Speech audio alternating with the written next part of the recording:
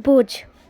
मैंने उसे कंधे पर हाथ रखकर पूछा, पूजा क्या बात है, आज तुम उखड़ी उखड़ी लग रही हो। तो उसने मुझे गुस्से से देखा और भड़कते हुए बोली, आपको क्या है, चाहे बेटी को ट्यूशन से फीस ना देने की वजह से निकाल दिया हो या फिर बेटे को स्कूल ड्रेस के जूते ना होने की वजह से उसके स्कूल की फुटबॉल टीम में खिलाने से मना कर दिया हो, आपको तो कुछ फर्क नहीं पड़ता है। आपको तो बस सुबह 9 बजे जाने और शाम को 8 बजे आने और फिर चादर टान के सो जाने के अलावा एक पल की भी चिंता नहीं है ना। ये झुर्रियाँ बेउम्र पकते हुए बाल, जवानी में ही बुढ़िया बनती जा रही हो। एक पैसे की दवा नसीब नहीं है मुझे, ये सब तो छोड़ो। गर्मी में बच्चे तपते हैं, एक पुराना कूलर लेने तक की हिम्मत नहीं हो रही है आपकी। मैं बेड पर बैठा नजरें झुकाए अपनी नाकामी पर शर्मसार हो रहा था। बीवी बच्चों की परवरिश और उनकी ज़रूरतों का ध्यान रखना मेरा कर्तव्य है, पर क्या करूं, ये मेरा दुर्भाग्य ही तो है। कहने को तो देश तरक्की कर रहा है, पर मैं कैसे कह पाऊँ, इस बढ़ती महंगाई और बेरोजगारी की वजह से दिन पर दिन ज़रूरतों के बोझ तले दबता जा रहा हूँ। बिजली के बिल से लेकर घर के राशन पानी तक की कीमतें आसमान छू चुकी है और पगार बढ़ाने के नाम पर ऑफिस में धमकी दी जाती है। नौकरियां कभी भी जा सकती है, काम नहीं है ऑफिस में, इसलिए वही पुरानी पगार पर काम करना मजबूरी बन चुकी है। ऐसी परिस्थिति में मैं क्या करूं?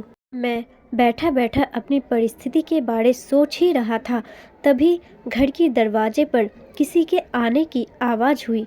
बच्चों ने गेट खोलकर देखा तो पिताजी थे। अपने दादाजी को देख के बच्चे तो बहुत खुश हुए, लेकिन मेरी सांसें तेज हो गई। पत्नी ने फिर से मेरी तरफ गुस्से से देखा। मैंने भी नजरें चुराते हुए एक बार पूजा की ओर देखा, पर कुछ कह पाने की स्थिति में नहीं था, इसलिए जल्दी से उठ के पिताजी के पास गया और नजरें चुराते हुए उनके चरण स्पर्श करे, उन्हें बैठने को कहा। पूजा ने भी उन्हें प्रणाम किया और खाना खाने के लिए कहते हुए किचन में चली गई। अब मैं और भी अकेला महसूस कर रहा था। पूजा तो मुंह छिपा के किचन में जा चुकी थी। मुझे डर था कि पापा कहीं पैसे की कोई बात न कर दे, इसलिए मैं जल्दी से बच्चों को उनके पास बुला दिया और खुद वापस कमरे में चला गया। पिताजी भी मुझे जाते हुए देख रहे थे। मैं किचन में आया तो पूजा ने कहा, पिताजी जरूर ही किसी आर्थिक मदद की आस करके आए होंगे, ऐसे में इन्हें हम ही याद आते हैं। बड़े भाई साहब को कोई याद ही नहीं करता, देने के नाम पर उनका नंबर पहले आता है और जब कोई ज़रूरत हो तो सब लोग हमारे यहाँ आ जाते हैं। वैसे तो ये शब्द पूजा कभी नहीं बोलती, पर इस बार उसके घर की आर्थिक स्थिति इस लेवल पर थी कि उसे मरने के लिए अगर जहर खरीदना हो तो उसके लिए भी पैसे नहीं थे।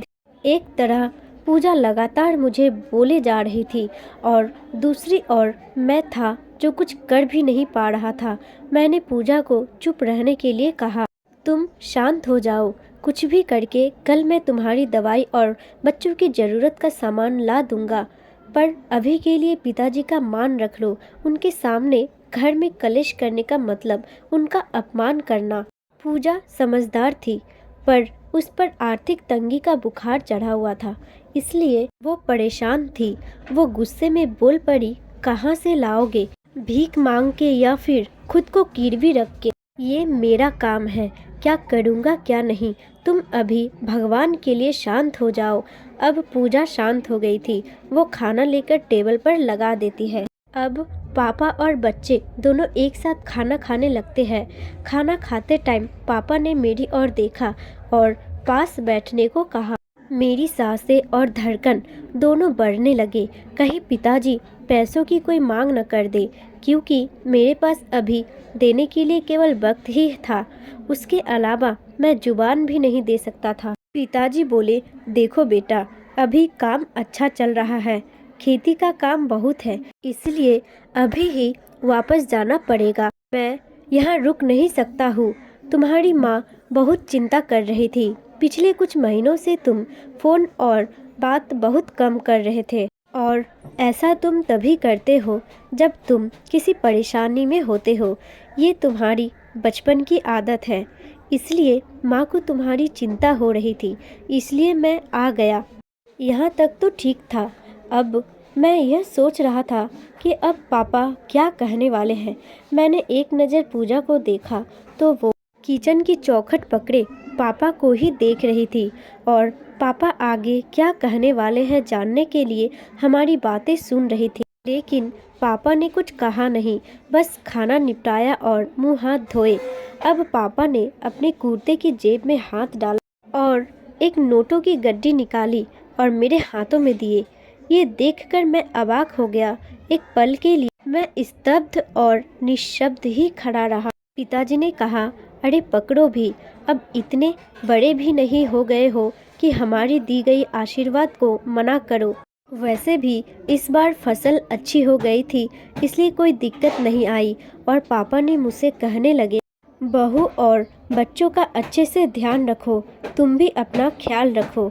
उन्होंने पैसे मेरे हाथ में रख दिए। मेरी आंखें भर आई थी और वो बचपन के दिन याद आ गए जब पापा हमें स्कूल जाते वक्त कुछ पैसे ऐसे ही हाथ फैलाने पर रख दिया करते थे। पर सिर्फ अंतर इतना होता था, उस वक्त मेरी आंखें झुकी हुई नहीं बल्कि प्यार और दुलार से ऊंची होती थी। फिलहाल पूजा और मैं दोनों ही गलत साबित हो चुके थे, इसलिए खुद की नज़र खुद से ही नहीं मिल पा रहे थे। सच में बच्चों के लिए माँ बाप बोझ हो सकते हैं, पर माँ बाप के लिए बच्चे कभी भी बोझ नहीं होते हैं।